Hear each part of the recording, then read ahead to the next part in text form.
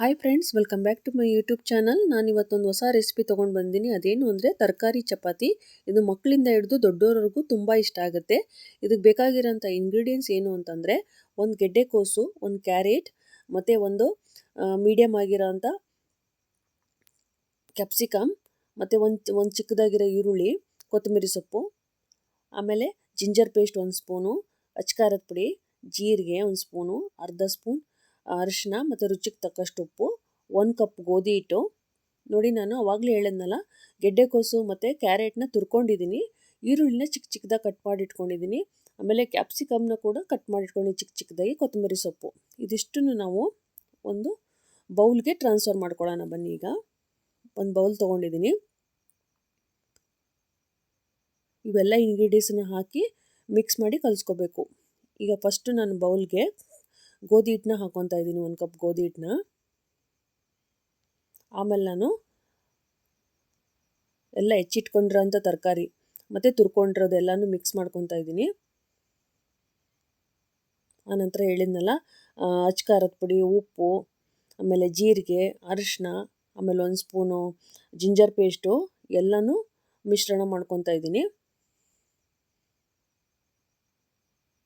ಮಾಡಿಕೊಂಡು ಒಂದು 200 ml glass ನೀರು ಹಾಕಿ ಚಪಾತಿ ಹಿಟ್ಟಿನ ಅದಕ್ಕೆ ಕಲಿಸ್ಕೋಬೇಕು ನೀಟಾಗಿ. ತುಂಬ ಚೆನ್ನಾಗಿರುತ್ತೆ ಫ್ರೆಂಡ್ಸ್ ಇದು ಚಪಾತಿ ತರಕಾರಿ ಹಾಕಿರೋದು.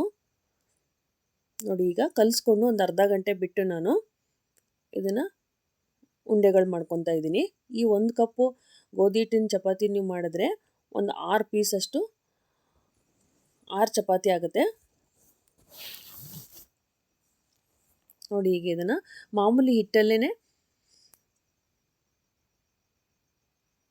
ಒಸಿಬೋದು. ಹಾಕ್ಕೊಂಡು ನಿಧಾನಕ್ಕೆ ಒಸಿಬೇಕು, ರಫ್ ಆಗಿ ಒಸೆಯೋವಾಗಿಲ್ಲ. ಇದನ್ನು ಸ್ಮೂತಾಗಿ ಒಸ್ಕೊಂಡು ಚಪಾತಿ ಮಾಡ್ಕೋಬೇಕು. ನೋಡಿ, ಈಗ ಆಲ್ರೆಡಿ ನಾನು ಒಲೆ ಮೇಲೆ ಹಂಚಿಟ್ಟಿದ್ದೀನಿ, ಹಂಚು ಕಾಯ್ದಿದೆ.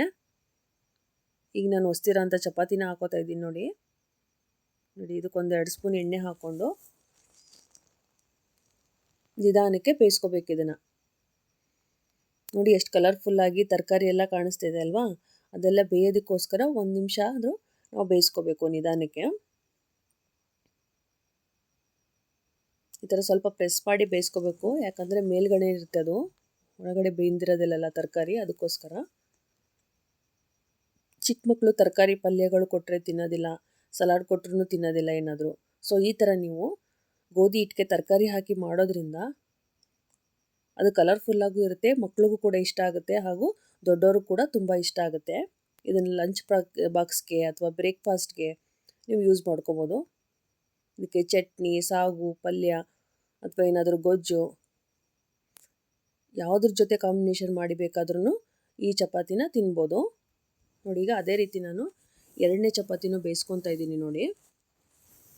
ನೋಡಿ, ಕಾಣಿಸ್ತಿದೆ ಅಲ್ವಾ? ಕ್ಯಾಪ್ಸಿಕಮ್ಮು, ಈರುಳ್ಳಿ, ಕ್ಯಾರೆಟು, ಗೆಡ್ಡೆಕೋಸು ಎಲ್ಲ ಕಾಣಿಸ್ತಾ ಇದೆ ನಿಮಗೆ. ನೋಡಿ, ಎಷ್ಟು ಕಲರ್ಫುಲ್ಲಾಗಿ ಆಗ್ತಾ ಇದೆ. ಹೀಗೆ ನಿಧಾನಕ್ಕೆ ಬೇಯಿಸ್ಕೊಂಡು